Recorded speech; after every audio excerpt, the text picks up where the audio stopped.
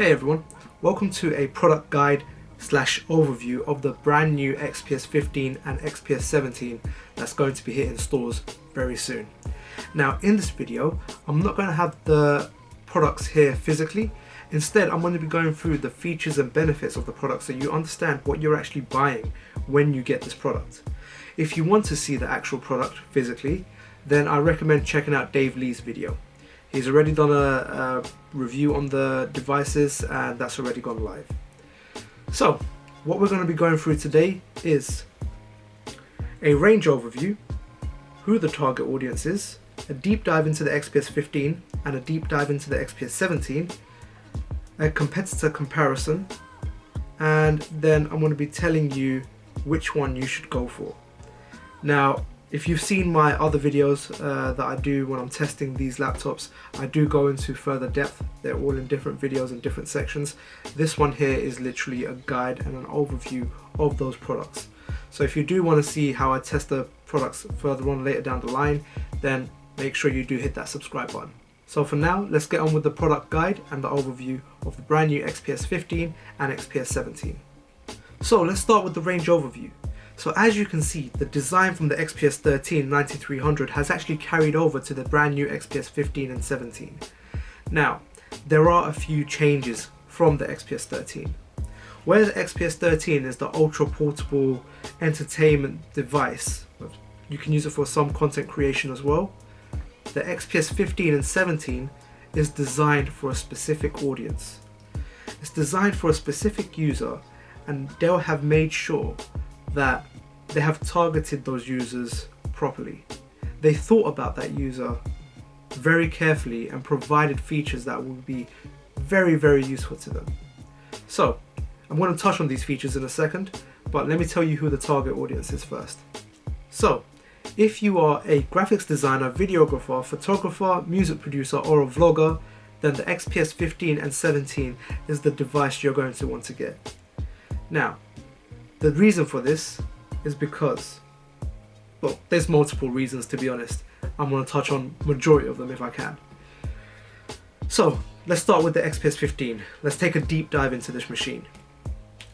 If you're wondering why I keep looking down, I have my XPS 13 over here and it's got all my notes on it that I'm going through, and there's a lot to go through and there's no way I was memorizing all of this for this video. So if I am looking down, that's the reason why. So let's start with a deep dive into the XPS 15. So it's got a best-in-class display, it's got a very powerful processor, it's the smallest 15-inch laptop that you can buy right now, so that's a huge statement. It's still precision cut from premium materials and it has a flawless finish, and it has an incredible sound. We're going to touch on that because this is something that I'm very excited about, and it's a huge improvement from the predecessor XPS. And it's faster for the end user as an experience. I'll touch on that as well. It's small things that Dell have done to ensure that you, the user for the machine, gets the best experience possible and an intuitive experience with the machine. So let's start with the best-in-class display. So when they say best-in-class display, if you've seen my XPS 13 9300 video, if you haven't, I'll link it in the screen just there. They've put a lot of effort into the display, and it's truly an amazing visual experience. I recommend, if you can, in these times right now during COVID-19, it may be a bit difficult to actually go and test the machine in stores, but I promise you the visual experience that you get from these displays are amazing. So what does it offer to you? You can, whenever you want, if you want to, pause the videos. There will be a lot of text in here. Like I said, I'm not showing you the product itself. I'm going to be giving you the proper deep dive details into all of these these two machines. So it's got a redefined Infinity Edge display, so we're sticking to that 16:10 aspect ratio. It's got a 4K display that you can opt in for, 500 nits of brightness. It's 100% Adobe color accurate, 94% DCI P3 color accurate, and it's a VESA certified display as well. So the screen actually has an anti-reflective coating. Now this ensures that you don't get that much of a reflection, or you don't have that much of a glossy effect on the display, even if you do have the touchscreen version. iSafe technology, that's also built into this machine. Now if you don't know what iSafe is, in essence it removes the blue light. Well, it doesn't remove the blue light, it removes the effects of the blue light from your display. So it's less harmful for you, the user, when you're using the machine during the night, during the evenings when you may not have a well lit environment. Blue light is of course harmful to your eyes, and it can also have keep you awake at night. So you'll be happy to know that the XPS 15 and 17 displays do come with iSafe technology. So the powerful performance, what is it and what does it offer the user? In essence, it's giving the user a 10th gen Intel CPU. Not only that, it's giving the user, unlike the XPS 13, a dedicated graphics card. So you're actually getting the GTX 1650 Ti graphics built into the machine. So that's powerful enough for you to do pretty much anything you want to. You know, if you want to do some 3D designing, some video editing, Photoshop it will handle with ease. So yeah, it's perfect for all of that. It also offers the user a desktop caliber of creativity on the go. Now what it means by that is essentially it's able to perform to that desktop level, giving you, the user, the ability to be portable. So if you was thinking of getting a desktop for creating content, maybe consider this laptop, because you will have the advantage of portability. Now this was helped and achieved with something called adaptive thermals. Now I've touched on adaptive thermals on my other videos.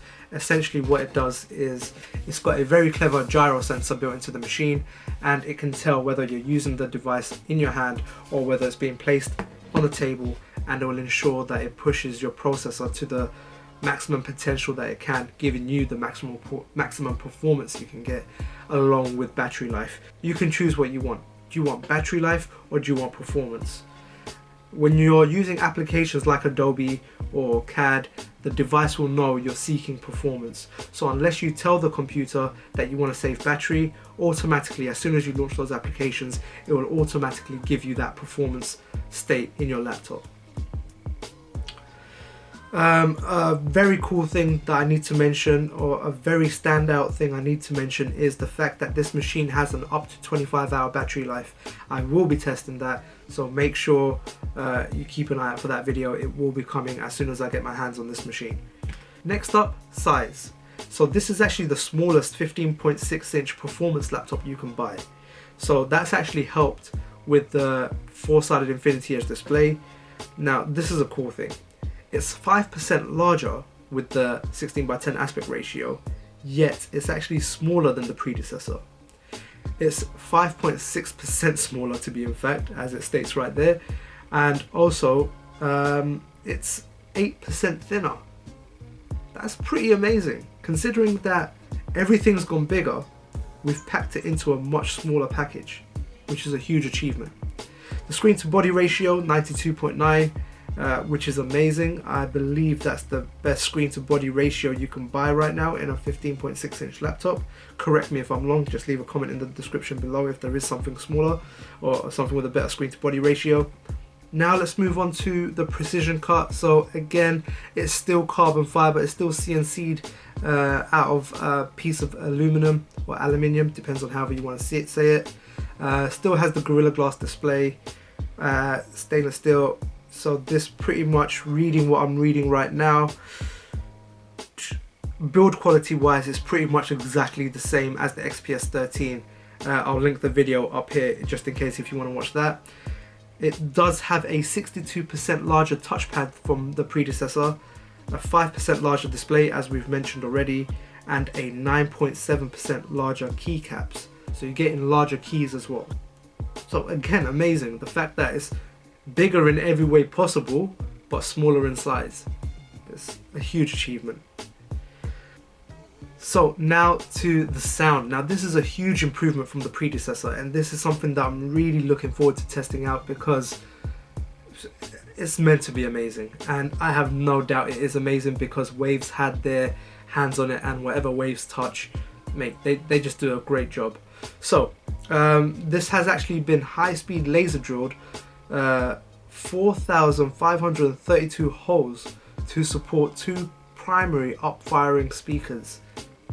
that just sounds cool. Like, that just sounds amazing. Essentially, if you do have, I believe it's on the MacBook Pros, it's similar sort of design where you have the speakers on the side edges.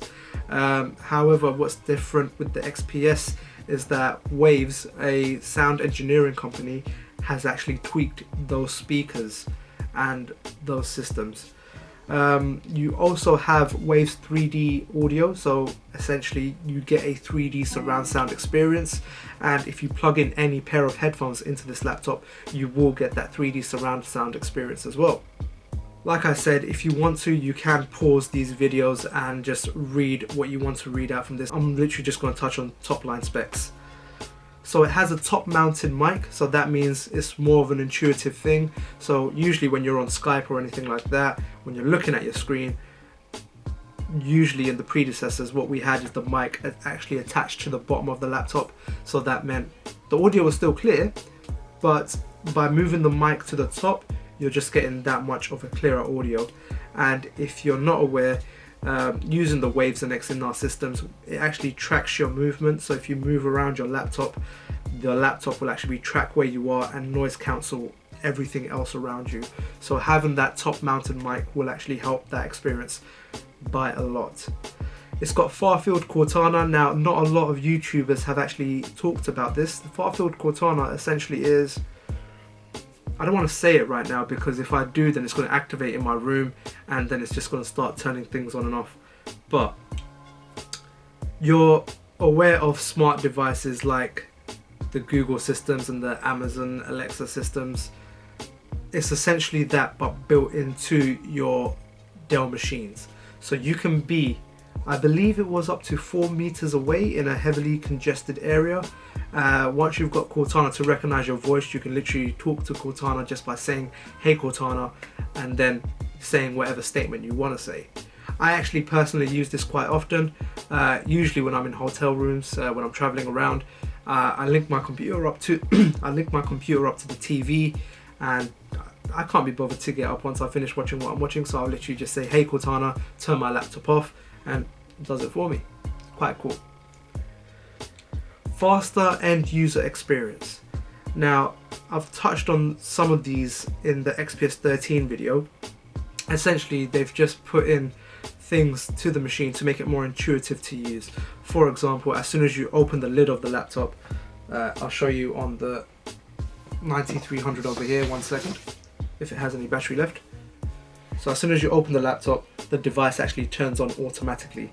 So that is what they're talking about, faster end user experience, as in it knows what you want to do and it will automatically start doing what you want it to do as soon as you start making the movement. So that's it turning on when you want to turn it on.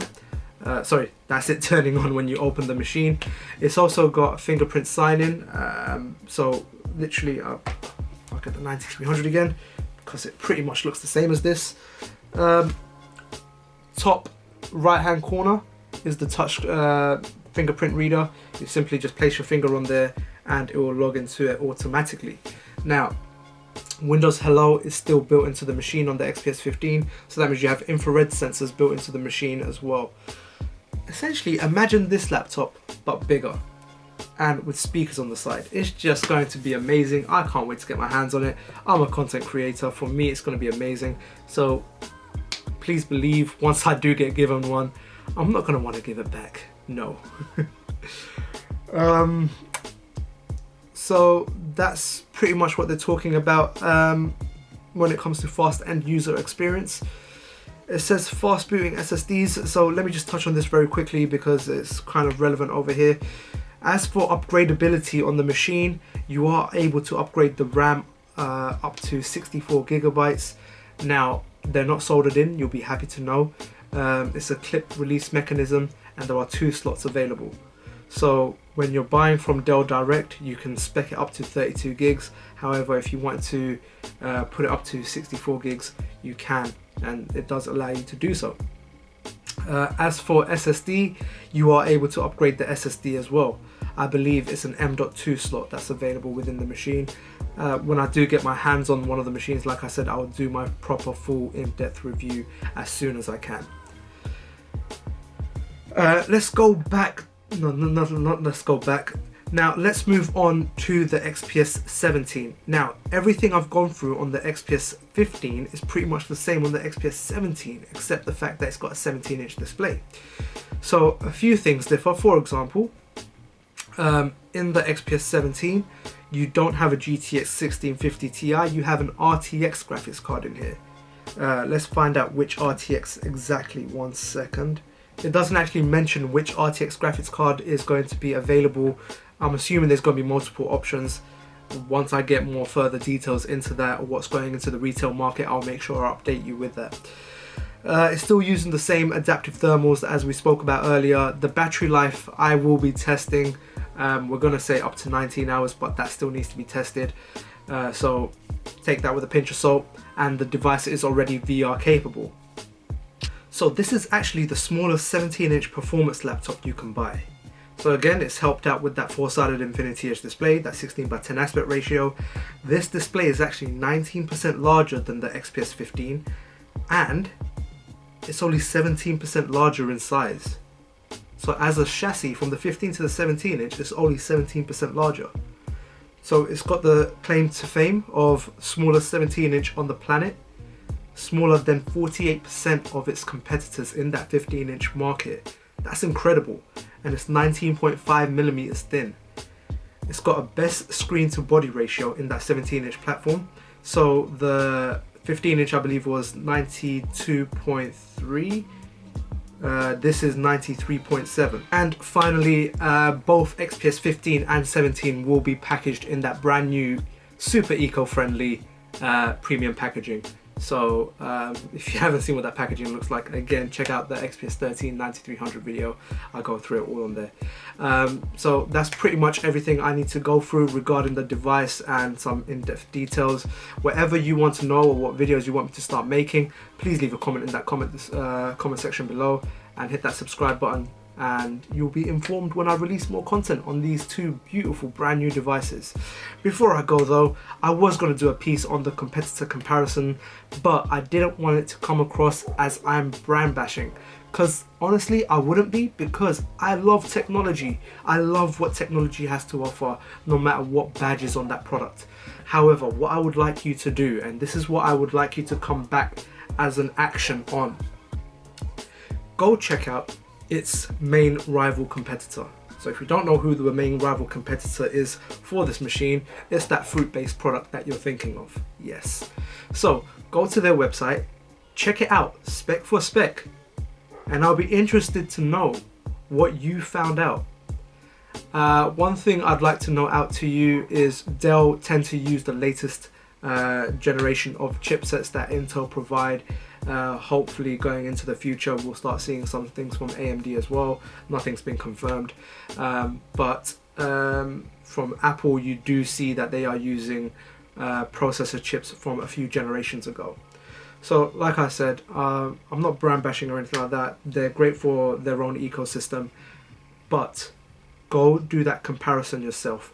Check it for value for money, check it for spec, and then come back and leave a comment. Tell me what you found out from your research of comparing the two products.